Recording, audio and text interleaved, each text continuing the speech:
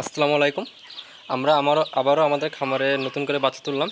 এখানে দেখতেছেন এখানে আছে ৩৩০০ কালার বার্ড বাচ্চা, এগুলো নাহারের কালার বার্ড বাচ্চা। আর আমি সাধারণত ব্রুডিং করে নিচে আপনার দিয়ে আর কি বিছানার চাদর যেটা আছে ওইটা কিনে নিয়েছি, এবং ওটা একবার কিনলে মোটামুটি আপনার প্রায় ২-৩ বছর চলে যাবে। এখন যে পেপারের যে দামটা আসলে প্রায় ৭০-৮০ টাকা কেজি, তার থেকে যদি আপনারা এইভাবে আমার মতো করে ব্রুডিং করেন, দেখা গেল প্রতি ব্রুডিংয়ে আপনার ২ থেকে ২.৫ হাজার টাকার পেপার যাবে, ওই খরচটা কিন্তু বেঁচে যাবে। একবার এই চাদরটা কিনে নিলে মোটামুটি মিনিমাম আপনার ২ বছর অনায়াসে চলে যাবে। এখানে বড় একটা খরচ কিন্তু আপনাদের সেভ হবে। আপনার চাইলে আমার থেকে ব্রুডিং করতে পারেন। আর আজকে বাচ্চার বয়স হচ্ছে ২ দিন, কালকে বাচ্চা আসছে গতকাল।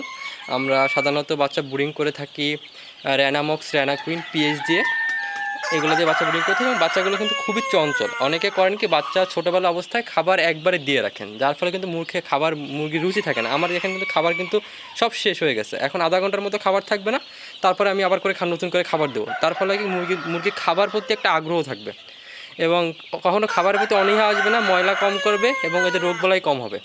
খাবার সাধারণত দিয়ে রাখলেই কিন্তু আসলে বাচ্চার গ্রোথ আসে না। যে অনেকে মনে করেন যে খাবার একদম দিয়ে রাখলাম এতেই মনে হয় যে আমার মুরগির গ্রোথ খুব দ্রুত হবে এবং ভালো আসবে। আসলে কিন্তু এটা কিন্তু একটা ভুল ধারণা আমাদের। আমরা যারা মুরগি পালন করি, আমরা যদি বারবার খাবার দেই, দিনে অন্তত ৪-৫ বার করে খাবার দিই বাচ্চাকে, এবং বাচ্চা খাবার শেষ হয়ে আধা ঘন্টা ১ ঘন্টা যদি খাবার চাপিয়ে রাখি, এতে করে কিন্তু মুরগির গ্রোথ কমবে না, বরং আরও বাড়বে। তাই আমার এই পরামর্শটা একবার আপনার ফলো করে দেখতে পারেন, যে বাচ্চাকে খাবার শেষ হওয়ার ১ ঘন্টা পর খাবার দিবেন, খাবারটা ১.৫-২ ঘন্টা খাবে, তারপর শেষ হয়ে যাবে, আবার খাবার দিবেন। এইভাবে এইটা ফলো করতে পারেন, দেখবেন যে আপনাদের আগের যে গ্রোথটা আসতো মুরগির, তার থেকে কম খেয়ে মিনিমাম আপনাদের পার মুরগিতে ১০০ গ্রাম ওয়েট বেশি আসবে। আর ১০০ গ্রাম ওয়েট বেশি আসা মানে কিন্তু বিশাল ব্যাপার। সাধারণত যারা মুরগি পালন করে, এরা তো ১,০০০, ২,০০০, ৩,০০০ করে পালন করে, ৫০০-৬০০ এভাবেই পালন করে, কেউ তার ১০টা-২০টা পালন করে না। সেক্ষেত্রে যে হয়তো আপনার ১০০ গ্রাম করে যদি পার মুরগিতে বাড়তি ওয়েট আসে, সেটা কিন্তু বিশাল ব্যাপার একটা। তাই আপনারা এটা ফলো করবেন, দেখবেন আশা করি যে রেজাল্টটা অনেক ভালো পাবেন। আর বাচ্চাগুলো আর সবসময় চেষ্টা করুন ভালো কোম্পানির বাচ্চা নিতে, ভালো কোম্পানির খাবার নিতে, তাহলে কিন্তু আপনার দাম একটু বেশি গেলেও বিক্রির সময় গ্রোথ ভালো পাবেন এবং লাভের পরিমাণটা ইনশাল্লাহ বেশি আসবে। অনেকে কী করেন, কম দামে কম দামে বাচ্চা নেওয়ার চিন্তা করেন, যে লোকাল কোম্পানির বাচ্চা নেন, যার ফলে কিন্তু আসলে আপনাদের কাঙ্ক্ষিত যে মুনাফাটা সেটা আসলে পান না। সবসময় চেষ্টা করবেন ১০ টাকা ১৫ টাকা বেশি যাক, তবে একদম ভালো মানের বাচ্চা নেবেন, ভালো মানের খাবার নেবেন এবং সঠিকভাবে এদের যত্ন নেবেন।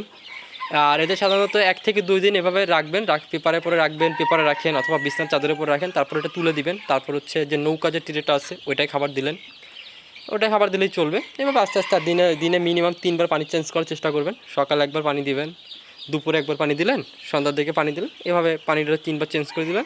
খাবারগুলো এরকম ৫-৬ বার দিলেন, দেখবেন মাশাআল্লাহ কিন্তু মুরগির গ্রোথগুলো খুব সময় মতো আসবে। আর অযথা অ্যান্টিবায়োটিক থেকে আসলে থাকবেন। ব্রুডিংটা আপনারা স্বাভাবিকভাবে একটু অ্যান্টিবায়োটিক ব্যবহার করতে পারেন, তবে অযথা অ্যান্টিবায়োটিক ব্যবহার করার কোনো যুক্তি আছে বলে মনে হয় না। আর যদি আপনার মুরগিতে খাবার পানি ঠিকভাবে খায়, সুস্থভাবে খাবার পানি খায়, সেক্ষেত্রে কিন্তু আপনাদের আসলে ভিটামিন বলেন, মিনারেল বলেন, এগুলো কিন্তু প্রয়োজন হয় না। আমাদের যে খাবারটা ব্যবহার করি, এটা কিন্তু এদের ভিতরে এদের মুরগির জন্য যতটুকু ভিটামিন দরকার, প্রোটিন দরকার, এগুলো কিন্তু সবই খাবারের ভিতরে আছে। আমরা অযথা দিয়ে আসলে দরকার হয় না। যদি আপনার মুরগি সুস্থ থাকে, খাবার খায় ঠিকমতো, পানি খায় ঠিকমতো, গ্রোথ এমনিতেই আসবে। এবং আপনার ভিটামিন দিয়ে যতটুকু গ্রোথ না পান, তার থেকে ভালো গ্রোথ পাবেন। আমরা আগে অনেক ধরনের ভিটামিন ব্যবহার করতাম, আসলে এখন বেশ কয়েকটা ব্যাচে আসলে ভিটামিন ব্যবহার করা হয় না, শুধুমাত্র ভ্যাকসিনটা নিয়মিত করা হয়, ব্রুডিংয়ে একটু অ্যান্টিবায়োটিক দেওয়া হয়, এবং মাশাআল্লাহ মুরগির গ্রোথ আগের তুলনায় খুবই ভালো আসতেছে।